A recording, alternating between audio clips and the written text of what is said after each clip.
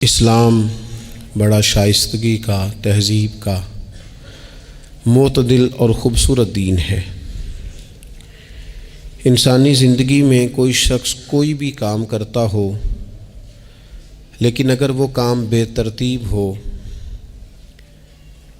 بے ڈھنگ ہو، غیر منظم ہو،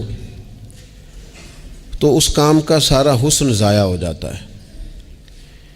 اسلام یہ چاہتا ہے کہ ہر کام ترتیب سے کیا جائے، مرتب کر کے کیا جائے، منظم انداز سے کیا جائے۔ انسان اپنی زندگی میں عبادت سے لے کر تجارت تک اپنی زندگی کے ہر شعبے میں نظم و ضبط کا مظاہرہ کرے۔ اگر چیزیں نظم و ضبط سے ہٹ جاتی ہیں، قاعدے سے ہٹ جاتی ہیں، تو کوئی بھی کام ہونے کے باوجود بھی لطف نہیں دیتا، فائدہ مند نہیں ہوتا۔ ہم یہ دیکھتے ہیں کہ مسلمانوں نے بہت ساری چیزوں کو بے ترتیب کر لیا ہے۔ ہماری زندگیوں میں ہر چیز ہے، نظم و ضبط نہیں ہے، وقت کی پابندی نہیں ہے، وقت کی قدر نہیں ہے۔ روزمرہ کے معاملات کے اندر ہم اپنے معاملات کو ترتیب سے نہیں چلاتے۔ کبھی کوئی کام کرتے ہیں تو اسے کیے ہی جاتے ہیں، اعتدال سے ہٹ جاتے ہیں، اور پھر اسی کام کو اس طرح چھوڑ دیتے ہیں کہ جیسے کبھی کوئی لینا دینا ہی نہیں تھا۔ اس سے انسان ایک بھرپور زندگی نہیں گزار سکتا، وہ وقتی اور جذباتی فیصلوں کا قائل ہو جاتا ہے۔ اس کی زندگی کے اندر ہر چیز ایک مخصوص وقت کے لیے اور ایک مخصوص ٹائم کے لیے آتی ہے، اور ایک مخصوص ٹائم کے لیے وہ چیز وہاں سے رخصت ہو جاتی ہے۔ اس میں کوئی شک نہیں کہ ہم انسان ہیں، ہمارے اندر کمزوریاں ہیں، باوجود کوشش کے بڑی جگہوں پہ غلطیاں، سستیاں، کمزوریاں رہ جاتی ہیں۔ لیکن کچھ لوگ اپنے ذہن سے کوئی منصوبہ بندی کرنا ہی نہیں چاہتے۔ ہو جائے گا، اللہ کرم کرے گا، اللہ بڑا مہربان ہے، بھئی یہ ساری باتیں ٹھیک ہیں، لیکن اسی کریم رب نے کہا ہے صبح اٹھو، اسی کریم رب نے کہا ہے کہ وقت پر نیند پوری کرو، اسی کریم رب نے کہا ہے کہ ان الصلاۃ کانت علی المؤمنین کتابا موقوتا، فرمایا بے شک نماز مسلمانوں پر مقررہ وقت پر فرض ہے۔ اسے اپنی ترتیب سے، وقت کے حساب سے تم نے ادا کرنا ہے۔ یہ نہیں ہو سکتا کہ تم کہو جی میری آنکھ 9 بجے کھلتی ہے تو میں فجر 9 بجے پڑھوں گا، اس کا ٹائم 6 بجے ہے تو تمہیں 6 بجے ہی فجر پڑھنی پڑے گی۔ اپنے مقررہ وقت پر چیزیں جب تک نہیں رہیں گی تب تک رضا الہی کا حصول بھی ممکن نہیں ہوتا۔ ہم چونکہ غیر منظم زندگی گزارتے ہیں، بے ترتیب زندگی گزارتے ہیں، تو اس لیے بہت سارے کام جو کرنے کی ہم پوزیشن میں بھی ہوتے ہیں وہ کام بھی ہم سے ہو نہیں پاتے۔ ایک تو بہت سارا مسئلہ لوگوں کا یہ ہے کہ کل کر لیں گے، انشاءاللہ ہو جائے گا، آپ دعا کریں ہو جائے گا، آپ فکر نہ کریں ہو جائے گا۔ اس کا معنی کوئی نہیں نا، اس کا مطلب کوئی نہیں۔ آپ کیا کہہ رہے ہیں؟ آپ کہیں میں نے شروع کر دیا ہے، آپ دعا کریں۔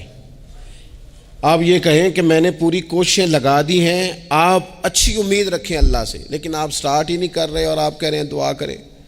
یہ کیسے ہوگا؟ جب تک نظم و ضبط کا، آداب کا، حدود کا، قاعدے قانون کا پورا خیال ہی نہ رکھا جائے۔ حضرت سید فیض الحسن شاہ صاحب رحمۃ اللہ تعالیٰ علیہ فرماتے ہیں کہ ایک خاتون بڑی عجلت پسند تھی، جلد باز تھی، تو اس کا شوہر اس کی ان چیزوں سے بڑا پریشان تھا، جلدی میں آدھا کام کرتی تھی، آدھا کام خراب کر دیتی تھی، تو اکثر آ کے کہتی تھی دعا کریں بڑا مارتا ہے۔ اگرچہ اس کا مارنا پھر بھی درست نہیں تھا، لیکن وہ دیہاتوں میں آپ کو پتہ ہے نا، بعض لوگ بڑی جہالت کا مظاہرہ کرتے ہیں، اس قدر زیادہ شدت کے ساتھ تکلیف دیتے ہیں کہ جو بالکل نازیبا ہو جاتی ہے۔ ایک دن اس نے آ کے کہا کہ پیر صاحب کوئی سمجھاؤ، بڑا ماردہ ہے۔ تو آپ نے فرمایا تو سنا ہے بڑی جلد باز ہے، کام نظم و ضبط سے نہیں کرتی۔ کہنے لگی جی دیکھیں جی کیا نظم و ضبط اور کیا معاملہ، کل اس نے مجھے کہا دال پکا دو تو میں نے اس میں گھی بھی ڈالا ہے، مرچیں بھی ڈالی ہیں، پیاز بھی ڈالا ہے، لہسن بھی ڈالا ہے، ہلدی بھی ڈالی ہے، بس ذرا جلدی میں نے دال ہی تو نہیں ڈالی۔ تو اب یہ کوئی مارنے والی بات ہے؟ ہر شے ہے، ایک شے ہی نہیں۔ ہمارے ہاں بہت سارے لوگ ایسے ہیں جو جلدی میں اصل کو ہی بھول جاتے ہیں۔ وہ کہتے ہیں باقی میں نے سارے کیے ہیں، کوئی رہ تو نہیں نہ گیا، سارے کیے، ایک ہی نہیں نہ کیا، وہ بھائی جو اصل تھا وہ تو رہ گیا۔ نظم و ضبط، قاعدہ، قانون جب تک ہمارے اپنے اندر، میں دوستوں سے کہہ رہا تھا پھر کہتا ہوں، میرے اسلاف فرمایا کرتے تھے جو والد تہجد نہ پڑھے اس کے بچے فجر نہیں پڑھتے۔ والد کو جب تک وہ سحری میں سجدہ ریز نہیں دیکھیں گے اتنی دیر تک آپ ان سے 1.5-2 گھنٹے پہلے اٹھیں گے تو پھر وہ اٹھیں گے۔ لیکن اگر کہا جائے کہ پتر میں تھکیاں تو تو مسیتے جا، تو یہ ہو سکتا نہیں کہ وہ جائے، کیونکہ ہماری زندگی سے نظم و ضبط بچے سیکھیں گے، ہمارے ماحول سے وہ محنت کو، مشقت کو، کوشش کو وہ سیکھیں گے۔ اگر ہم اپنے ماحول میں نظم و ضبط نہیں لائیں گے تو آنے والی نسل کے اندر نظم و ضبط منتقل ہو سکتا، تو اس کے منتقل کرنے کے لیے ضروری ہے کہ پہلے ہماری زندگی کے اندر نظم و ضبط۔ آپ دیکھیں شریعت اسلامیہ نے ہر کام کا نظم و ضبط بنایا ہے۔ نماز اللہ کی عبادت ہے نا، بستر سے اٹھ کر سیدھا مسجد میں آ کے جہاں آپ کا جی چاہے نماز پڑھنے کی اجازت نہیں ہے۔ آپ اٹھیں، آپ کا لباس پاک ہونا چاہیے، آپ نے وضو کیا ہوا ہو، آپ کو سمت قبلہ کا پتہ ہو، آپ کا منہ کعبہ شریف کی طرف ہو، جس جگہ آپ نے نماز پڑھنی ہے وہ جگہ پاک ہو، آپ کا لباس پاک ہو، وقت کا تعین ہو، نماز کے آداب آپ کو آتے ہوں، آپ بیت اللہ شریف کی طرف رخ کریں گے، کانوں تک ہاتھ اٹھائیں گے، آپ ان ہاتھوں کو منظم طریقے سے باندھیں گے، وقت پر رکوع کریں گے، رکوع میں کمر سیدھی ہونی چاہیے۔ آپ رکوع سے اٹھیں گے تو ایسے نہیں کہ کوئی بات نہیں اللہ قبول کر لے گا، جب تک آپ کی کمر پوری ٹھیک نہیں ہوتی رکوع سے اٹھتے وقت آپ کی نماز مکمل نہیں ہوتی۔ آپ سجدے میں جائیں گے تو پیشانی جمنی چاہیے، ناک جمنی چاہیے، آپ کے پاؤں کی انگلیاں زمین پر لگنی چاہیے۔ آپ جب تک پوری ترتیب سے نماز نہیں پڑھتے، رب کی عبادت ہے نا، کریم بھی بڑا ہے نا، مہربان بھی بڑا ہے نا، غفور بھی بڑا ہے، لیکن اگر مرتب طریقے سے نہ پڑھو تو وہ تو نماز قبول نہیں کرتا۔ نبی پاک صلی اللہ تعالیٰ علیہ وسلم کے سامنے آ کے ایک شخص نے نماز پڑھی، عبادت کی ہے، آیا ہے، جھکا ہے، لیکن عبادت بھی بے ترتیب بھی نہیں، بے ڈھنگی نہیں، غیر مرتب نہیں، غیر منظم نہیں، ایسے نہیں کہ جیسے مرضی کر لی۔ اس نے آ کے نماز پڑھی تو حضور نے اس کو دیکھا اور نبی پاک علیہ السلام نے فرمایا تیری نماز نہیں ہوئی، دوبارہ پڑھ۔ اس نے دوبارہ پڑھی۔ یہاں تو لوگ ناراض ہو جاتے ہیں۔ ایک دفعہ طالب علمی کی بات ہے، میں ایک جگہ نماز کے لیے وضو کر رہا تھا تو ایک صاحب نے وضو کیا، بڑی جلدی میں آئے اور جلدی میں وضو کیا تو ان کا ایک ٹخنا خشک رہ گیا۔ تو میں نے ان کی خدمت میں بڑی، چونکہ بزرگ تھے، بڑے تھے مجھ سے، میں نے بڑی عرض کی، میں نے کہا وہ آپ کو خیال نہیں رہا، آپ کا ٹخنا خشک ہے۔